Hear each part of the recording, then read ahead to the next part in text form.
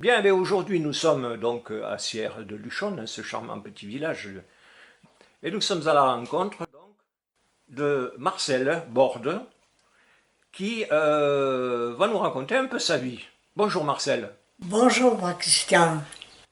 Alors dites-moi, vous n'êtes pas issu, en fait, Non, du village ici. non. Est-ce que vous pouvez m'expliquer quel est votre village d'origine? Josette. Josette de Luchon. Et de quelle famille donc alors? Eh bien, ma famille, c'était... Mon père, il s'appelait Péfort. Et ma mère, elle s'appelait Pujol. Ouais. Et ma mère, elle avait sa mère qui se trouvait à, à Saint-Giron. Je ne l'ai jamais connue. Je sais pas, je ne l'ai pas vue.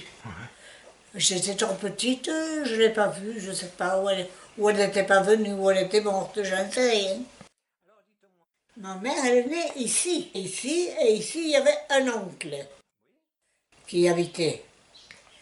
Et alors, moi, quand je suis venue ici, je suis venue chez Borde, chez ma belle-mère et mon beau-père. Mais après, on s'est mis seul. Ici, il y avait mon oncle. Il a vécu un temps avec nous.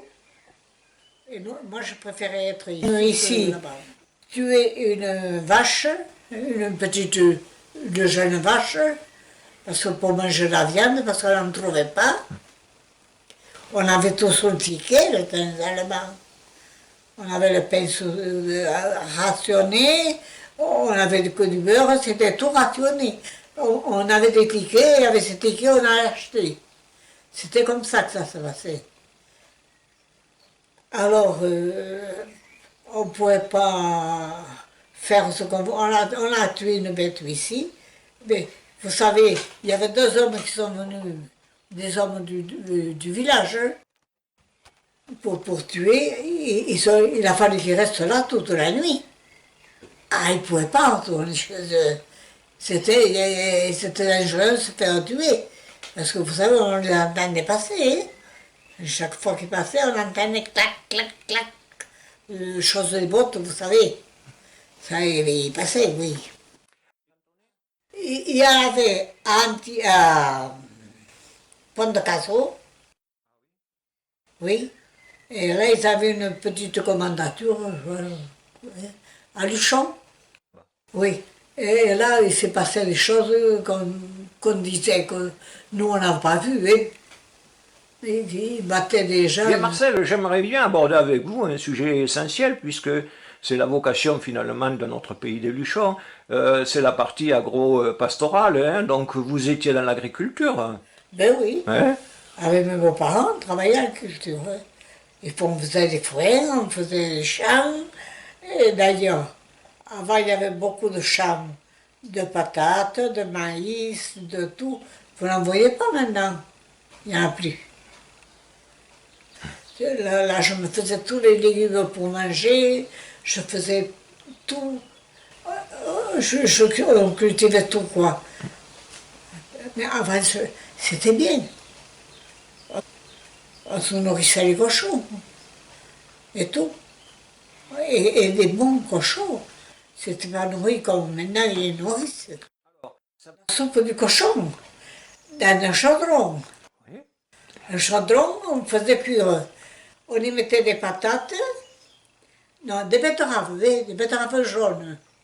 Des grosses betteraves jaunes, on coupait en morceaux, on les y mettait dedans, et puis on y mettait des pommes de terre, des petites patates. Parce que quand elles arrivaient ici, quand on avait des pleines charrettes de patates, on les vidait là, on les triait, on mettait les grosses de côté et les petites de l'autre. Et elle finissait de sécher en même temps. Ah, il fallait les laisser sécher un peu, Oui, on les triait dehors là. c'est ça. Après, on le cachait et puis on prenait les petites pour le cochon. Et on y mettait de ça, des épluchures, tout ce qu'on voulait.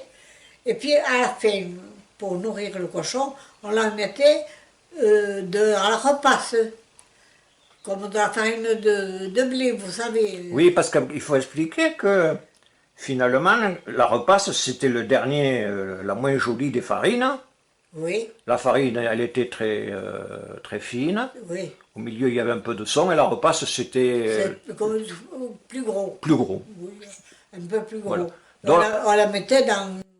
dans le manger comme ça Mm. pour le faire grossir, pour les faire arriver un peu costaud. Alors, Donc on avait bien gras ici. On attendait un moment, après quand on a acheté un autre de plus jeune, moi j'allais les acheter à Villeneuve-de-Rivière, parce que la dame elle avait des grosses truies, et j'achetais les petits cochons là. Je les portais, je finissais de les faire du grandir. Je les faisais grandir là. Ah, ben, des amis de Cierre-du-Champ là, ils sont morts malheureusement maintenant. Eh bien, ils venaient m'aider, j'allais les aider à eux aussi, quand ils tuaient de l'heure, pour le trafiquer. Alors j'avais le tueur de cochons. C'était le père du maire actuel.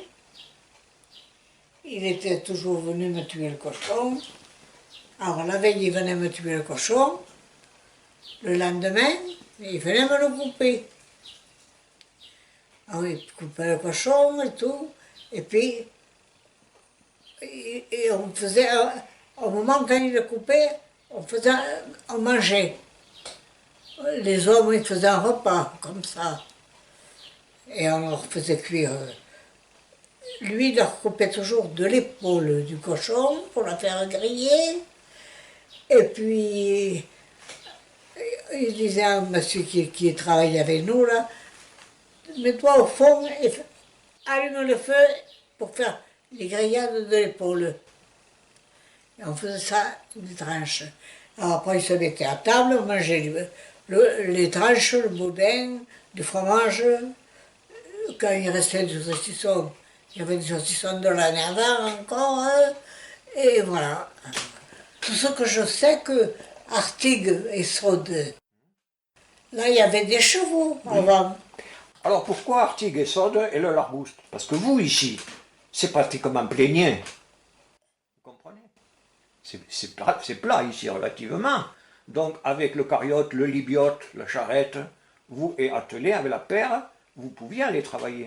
Mais dans les petits villages, avec les prés en pente comme ça, il n'y avait que les chevaux qui passaient. Eh bien, On leur- Artigues et Sode, il n'y avait que des chevaux. Voilà, c'est parce que quand ils allaient fumer les champs, on leur mettait un bas sur le dos, comme aux mules, et on chargeait des paniers d'osier, à droite et à gauche, du bas, on mettait le fumier des vaches dedans, et parce que les charrettes ne pouvaient pas aller jusque dans les prés. Donc tous les petits villages, Sode, Artigues, les villages du Larbouste, ne pouvaient pas aller fumer les champs. Et ça, je le sais bien parce que j'avais mon oncle qui il les ferrait, justement. Il avait le métier pour ferrer, à Jusette. Et alors, il ferrait les chevaux, là, et même les vaches. Oui, alors on mettait des fers au pied, et, il fallait clouer. Il faisait ce travail-là. Après, il faisait des roues aussi, en bois.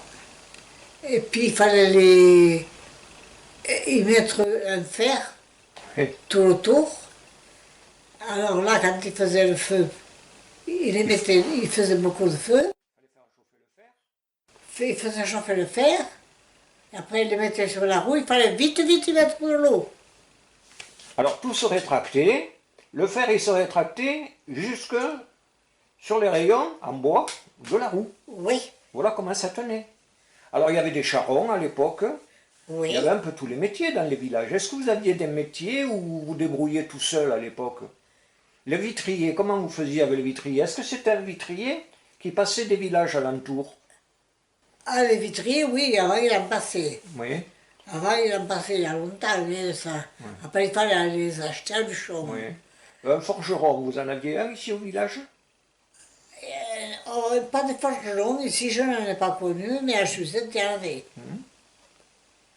À Suzette, il y en avait, à celui-là, je les ai connus.